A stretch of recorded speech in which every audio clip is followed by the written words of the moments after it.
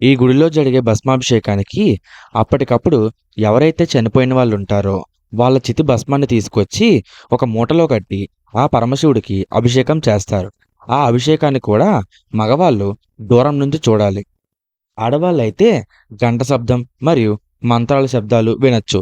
కానీ ఈ భస్మాభిషేకాన్ని చూడ్డానికి వీల్లేదు.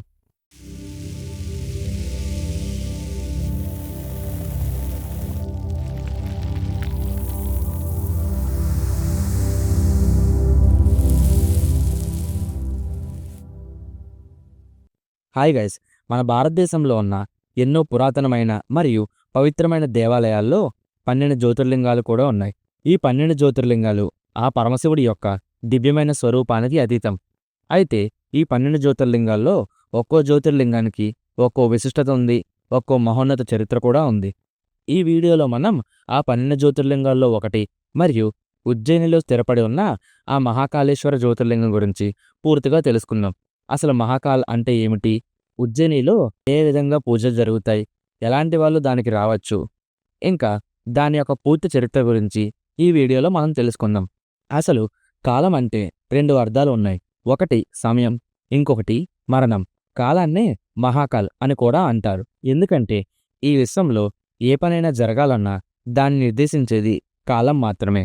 ఈ మహాకాళేశ్వర జ్యోతిర్లింగం 12 జ్యోతిర్లింగాల్లో ఒకటి మరియు అష్టాదశ శక్తిపీఠాల్లో ఒకటి, సప్తమోక్ష నగరాల్లో కూడా ఒకటి. ఇక్కడ పరమశివుడు స్వయంభుగా వెలిశారు.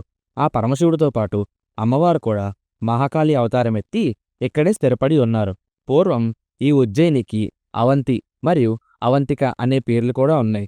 ఆ సమయంలో చంద్రసేన మహారాజు ఈ ఉజ్జయిని నగరాన్ని పరిపాలించారు. చంద్రసేన మహారాజు పరమశివుడికి గొప్ప భక్తుడు.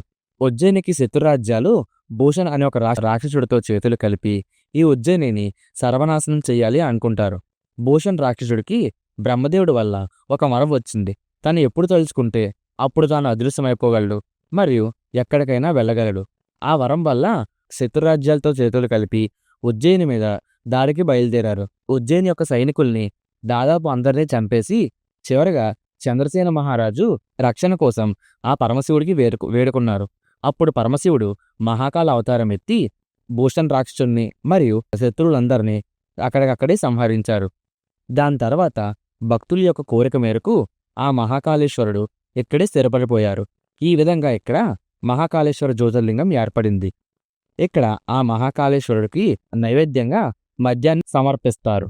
మనం ఈ ఉజ్జయిని టెంపుల్ని ఒకసారి చూసుకుంటే దీంట్లో 3 అంతస్తులు ఉంటాయి. మొదటి అంతస్తులో ఆ మహాకాళేశ్వర జ్యోతిర్లింగం ఉంటుంది. రెండో అంతస్తులో ఓంకార జ్యోతిర్లింగం ఉంటుంది. మూడో అంతస్తులో నాగలింగేశ్వర జ్యోతిర్లింగం ఉంటుంది.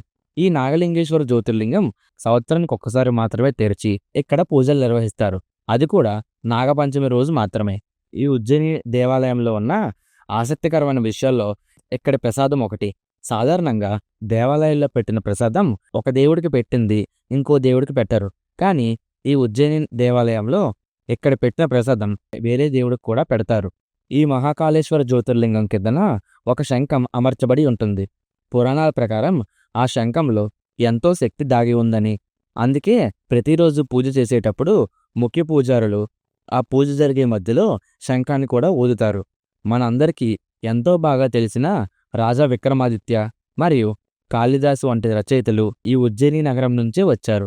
ఈ ఉజ్జయిని నగరంలో ఇంకో ప్రత్యేకత క్షిప్రా నది. పూర్వం సాగరమథనం జరిగేటప్పుడు శ్రీ మహావిష్ణువు మోహిని అవతారంలో వచ్చి అమృతాన్ని స్వర్గలోకానికి తీసుకెళ్తుండగా భూమి మీద పడిన 4 చుక్కల్లో ఒక చుక్క ఈ క్షిప్రా నది దగ్గర పడింది.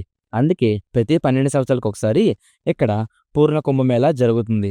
ఆ సమయంలో లక్షలాది భక్తులు ఈ కుంభమేళాలో పాల్గొని ఈ క్షిప్రా నదిలో స్నానం చేసి ఆ మహాకాళేశ్వరుడి యొక్క ఆశీస్సులు పొందుతారు.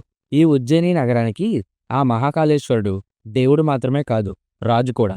ఎందుకంటే ఎవరైనా రాజకీయ నాయకులు ఇంకా పెద్ద వ్యక్తులు గాని ఈ ఉజ్జయినికి వచ్చి ఆ మహాకాళేశ్వరుడిని దర్శించుకున్నట్టయితే వాళ్ళు అదే రోజు రాత్రయ్యేలోపు తిరిగి మళ్ళీ ఈ ఉజ్జయినిని విడిచి వెళ్ళిపోవాలి. అలా లేదంటే వాళ్ళు ఎన్నో కష్టాలు కొని తెచ్చుకుంటారు. పూర్వం మన దేశ 4వ ప్రధాని అయిన మొరార్జీ దేశాయ్ ఒకసారి ఉజ్జయినికి విచ్చేసి ఆ మహాకాళేశ్వరుని దర్శించుకుని తిరిగి ఉజ్జయినిని విడిచి వెళ్లకుండా ఆ రోజు రాత్రి ఇక్కడే బస చేశారు. కొన్ని రోజుల తర్వాత అతను ఎన్నో సమస్యలు ఎదుర్కొని అతని పదవికి రాజీనామా చేశారు. అలాగే కొన్ని సంవత్సరాల తర్వాత కర్ణాటక మాజీ ముఖ్యమంత్రి అయిన బిఎస్ యడియూరప్ప ఒకసారి ఈ మహాకాళేశ్వరాన్ని విచ్చేసి తిరిగి మళ్ళీ ఉజ్జయినిని విడిచి వెళ్ళలేదు. దాని తర్వాత అతను అతని పదవికి రాజీనామా చేయవలసి వచ్చింది. అందుకే ఇప్పటికీ కూడా ఎవరైనా రాజకీయ నాయకులు గాని, లేదంటే వ్యాపారవేత్తలు గాని ఈ మహాకాళేశ్వరుని దర్శించుకున్న తర్వాత ఆ రోజు సాయంత్రం లోపే ఈ ఉజ్జయినిని విడిచి వెళ్ళిపోతారు. అందుకే ఇప్పటికీ అక్కడ ప్రజలు ఈ ఉజ్జయినికి ఆ మహాకాళేశ్వరుడు దేవుడు మాత్రమే కాదు, మహారాజు అని కూడా చెప్తారు. ఈ ఉజ్జయిని నగరంలో ఇంకో విశిష్టత భస్మహారతి. ఈ భస్మాభిషేకం కోసం అప్పటికప్పుడు చనిపోయిన వాళ్ళ చితి భస్మాన్ని తీసుకొచ్చి ఒక గుడ్డలో చుట్టి ఈ శివలింగం చుట్టూ అభిషేకిస్తారు. ఆ చితి భస్మాన్ని శ్మశానం నుంచి ఈ గుడి వరకు ఒక అఘోరా తీసుకుని వస్తారు.